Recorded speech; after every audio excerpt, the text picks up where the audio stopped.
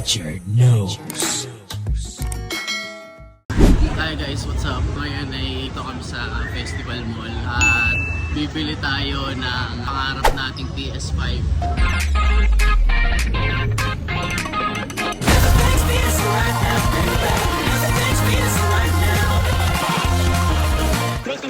Naka-sale kasi, i-avail natin yung promo para magkaroon na tayo ng PS5. Sobrang timing naman, kaya puntahan na natin.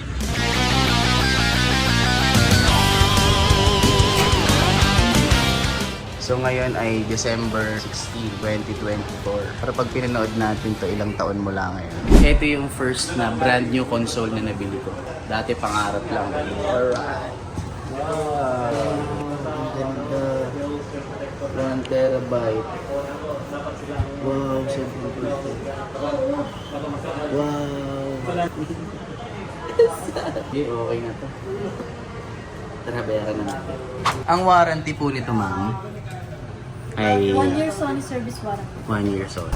Yo guys, so finally hawak na natin. Thank you my love. Pangarap ng puso. Sobrang timing kasi dati sobrang mahal pa nito. So ngayon nag-sale siya. Nakakuha tayo. Hi guys, what's up? Kakawi lang natin at eto na yung ating bagong biling PS5 Slim na 1 terabyte. Galing to sa Game Extreme sa Festival Mall, Alabang. So meron dalawang bagay kung bakit ito binili. Number 1, ito ang kauna-unahan kong biniling console na brand new. Lahat kasi ng naging consoles ko ay puro second hand lang, yung iba na pamana lang.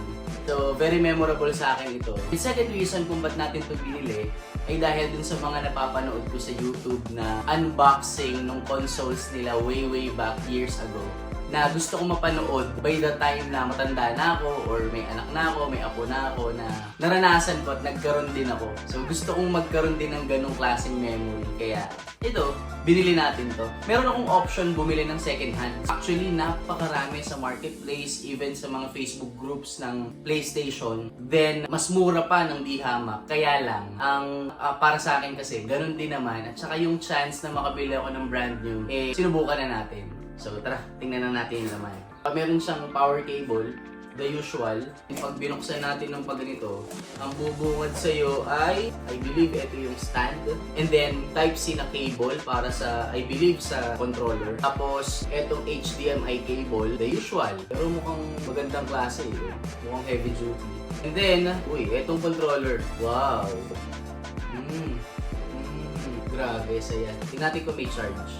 Diba, meron, may charge siya. Yun lang yung laman nitong first part na layer. Sumunod, I believe, ito na yung unit.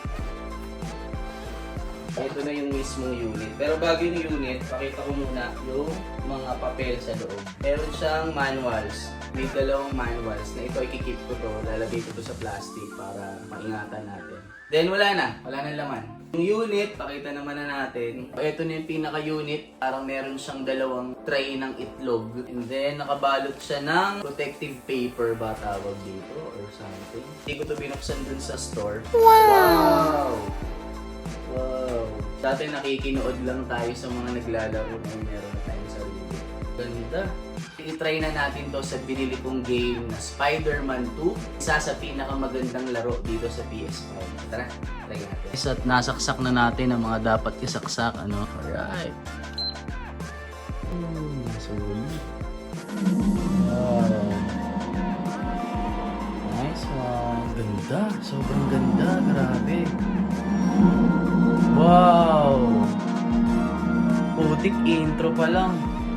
Okay, so sinasabihin niya tayong i-connect ang ating controller. Tara, connect natin. So, na-i-connect na natin. Setup is complete.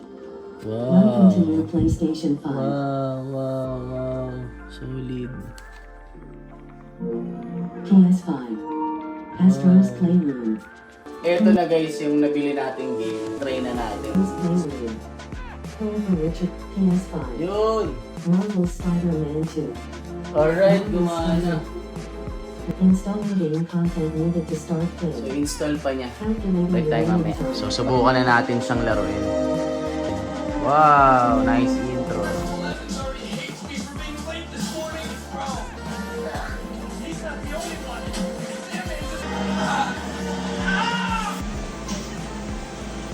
Spider, I'm gonna